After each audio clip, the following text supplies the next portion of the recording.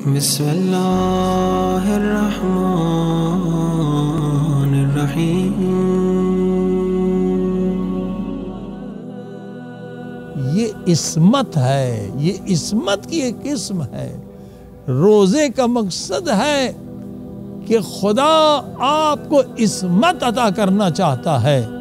اب یہاں عصمت کا لفظ یعنی آپ کو خدا معصوم بنانا چاہتا ہے تو لوگ گھبرا جائیں گے، معصوم تو انبیاء ہوتے ہیں، معصوم تو اہل بیت ہوتے ہیں، معصوم تو فرشتے ہوتے ہیں، ہم کیسے معصوم ہو سکتے ہیں؟ جی ہاں، خیال کی طہارت کے بعد ایک انسان عصمت حاصل کرتا ہے، مگر یہ عصمت انبیاء کی عصمت سے کم ہے، اہل بیت کی عصمت سے کم ہے، مگر فرشتوں کی عصمت سے زیادہ ہے۔